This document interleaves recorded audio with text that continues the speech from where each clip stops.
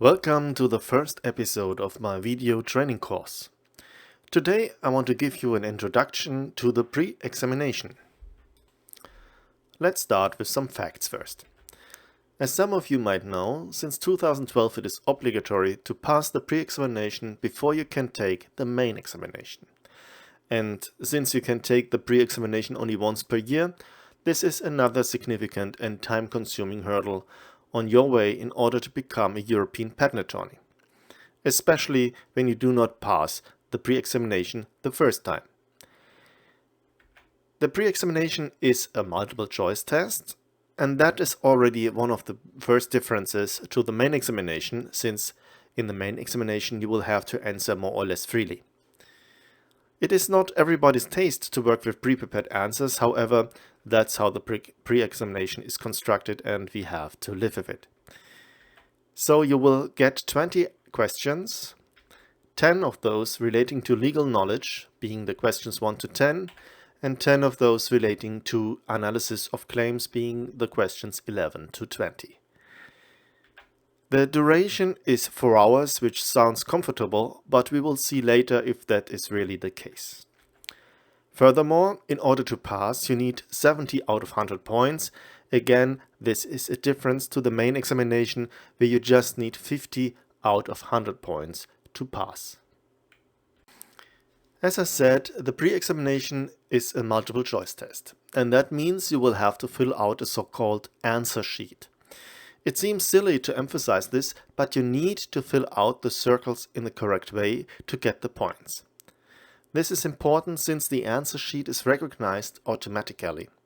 So please follow exactly the instructions which are given by the examination board. And they are, first of all, fill out the circles completely. That means you should not put crosses in there, ticks or any other signs, just fill them out. Then use a black medium soft HB pencil. If necessary, erase any unintended marks completely so that the automatic recognition will not recognize any leftovers or stains, and do not bend the answer sheet. As I said, just follow the rules here, because it would be quite a pity if you just lose points because you filled out the answer sheet incorrectly. Let's talk a bit more about the questions. You need to know that each of the so-called questions comprises actually 4 separate statements for which you have to decide whether it is true or false.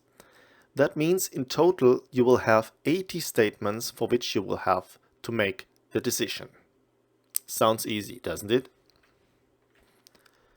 Let's have another look at the answer sheet. That's how it looks like when it's filled out. Each line represents one question, and for each statement you will have 2 columns, one for true and one for false. And of course then you see the circles there, which you need to fill out completely. If you actually decide to skip one of the statements, for example, you want to get back to that question later, you should mark these unfinished questions, for example, with those arrow-shaped post-its as I've shown here. Such removable markings allow you to take them off as soon as you have finished your answer without leaving any stains or so on the paper. Now we'll look at the rating system. You will get 0 points when no indication is given as to whether a statement is true or false, or if both true and false are indicated. That is the reason why I recommend to guess the right answer, in case if you have no idea how the statement should look like or if the statement is true or false. Because when you leave the answer to the statement empty, you get no points for sure. However, if you guess, you have a 50-50 chance that your answer might be correct, and you'll get some points for that. You get also 0 points if you answer all statements wrong, or only one of the statements correctly. Only when you answer at least 2 statements correct, you get at least 1 point. If you answer 3 statements correct, you get 3 points, and you get only the full 5 points if you answer all of 4 statements correct. I mean, you don't have to be a mathematician to see that answering all questions with only 3 correct statements would not be sufficient to pass the pre-examination, because you'll get then only 60 points. Even worse, of course, if you would answer some questions with 2 or less correct statements. Only if you have a sufficient amount of questions answered fully correct, you are on the safe side to pass the pre-examination. So I think it's a pretty unforgiving rating system, and we should keep that in mind. Finally, let's have a look at the timing. As I said, you'll have 4 hours to solve the 20 questions, so you might think that one could just divide the 4 hours by 20, resulting in 20 minutes per question or 3 minutes per statement.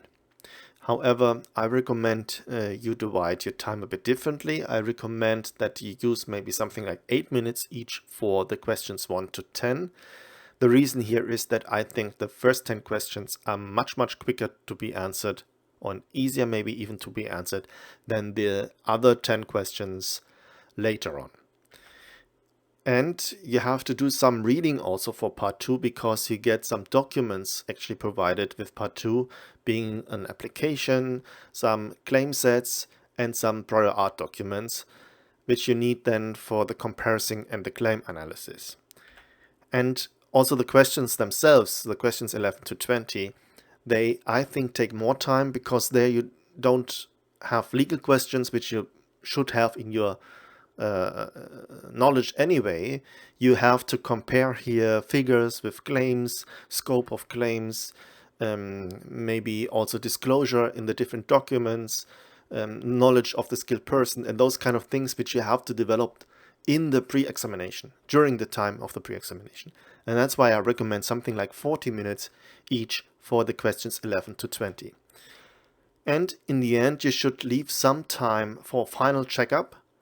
Maybe you want to go back to one of the statements where you were unsure about, or which you haven't even answered yet, or you want just to make sure that every statement is, correctly put into the answer sheet. Those kind of things. Just leave you like 10 minutes or so at the end for a final checkup. That was it already. I hope you liked it so far, and please join me again in one of my other further videos. Thank you and good luck for your pre-examination and your EQE as such.